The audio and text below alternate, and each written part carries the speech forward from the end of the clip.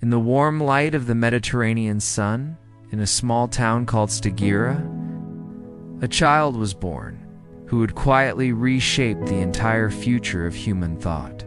His name was Aristotle. He would grow into a thinker who asked the questions most people overlooked.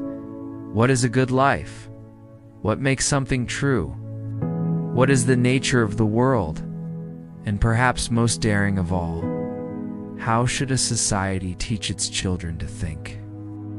This is the story of Aristotle, the philosopher who tried to understand everything. Aristotle grew up in a household filled with curiosity. His father, Nicomachus, was a physician to the king of Macedon. So from childhood, Aristotle saw life through observation, through questions, symptoms, causes.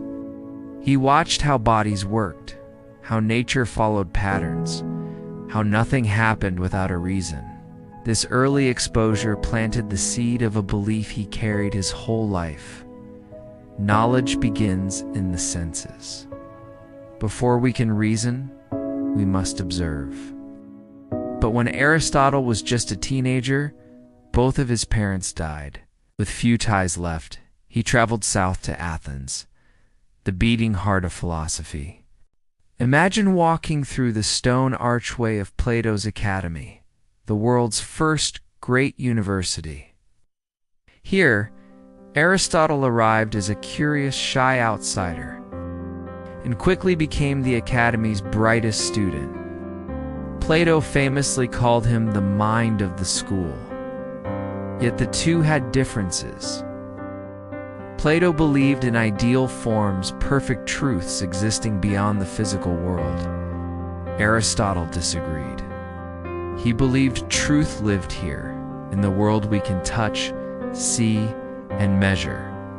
And so began a respectful tension that sculpted Western philosophy itself, the idealist versus the empiricist, the dreamer versus the observer.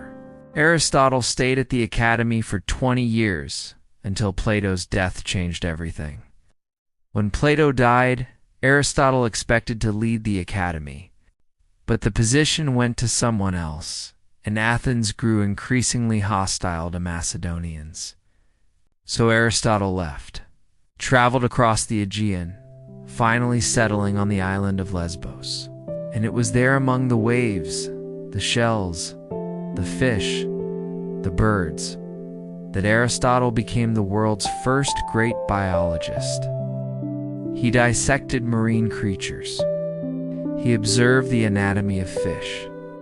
He wrote some of the earliest scientific descriptions of living beings, not for fame, not for politics, but because he genuinely wanted to understand life. One day an invitation arrived from Macedon. King Philip II wanted Aristotle to tutor his young son, a curious, ambitious 12-year-old named Alexander, the boy who would someday be called the Great. Aristotle taught him ethics, politics, literature, biology, and reasoning. He taught him to think before acting, a lesson Alexander sometimes obeyed and sometimes ignored. Their time together shaped history, a philosopher guiding a conqueror. When Aristotle returned to Athens, he founded something revolutionary, the Lyceum. Part school, part research institute, part library, a place where knowledge was not just debated, but collected, compared, and organized. Aristotle and his students walked while they learned, earning them the name Peripatetics, the wanderers. He studied everything: logic, physics, rhetoric, politics, psychology, animals, morality, poetry, meteorology. He wrote about how humans think and why we feel the way we do. And he didn't just write theories. He cataloged plants, classified animals, studied governments, analyzed tragedies, defined the rules of logic. It was as if he were trying to map the entire universe with his mind. Here are just a few of the ideas that still shape us today. Nike me qui in ethics, where Aristotle asks, "What does it mean to live a good life?" His answer, "Find the balance, the golden mean between excess and deficiency." Politics, an exploration of how society should govern and what virtues leaders should have. Poetics, the first great study of storytelling, drama, and tragedy. Even Hollywood films follow Aristotle's principles today. Metaphysics, where he tries to understand existence itself, the why behind everything.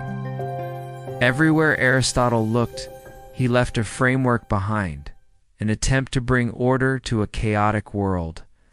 When Alexander the Great died suddenly, Athens turned against anyone with Macedonian ties. Aristotle, remembering the fate of Socrates, quietly left the city. "I will not allow Athens," he said, "to sin twice against philosophy." He retreated to his mother's family estate.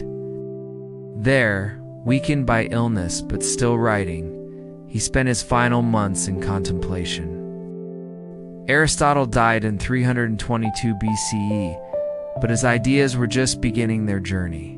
For over 2,000 years, Aristotle's works guided science, philosophy, medicine, politics, and education. He became the philosopher, a title given to almost no one else. Today, whether we debate ethics, study biology, analyze stories, or learn logic, we're walking a path Aristotle helped create.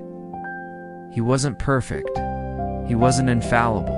In fact, he got some big things wrong. He believed the earth was the center of the universe. He thought the heart was for thinking, and the brain was just a cooling mechanism for the blood. He even thought eels were born from mud. But while his specific answers were sometimes flawed, his method was revolutionary. He taught us that to know the truth, we must look at the world, not just imagine it. His legacy was never about flawless answers. It was about beginning the search. His method to observe, question, and reason became the foundation of rational thought. Aristotle didn't just study the world. He helped build the way we understand it. If you enjoyed this video, please subscribe for more stories of the people who shaped our world.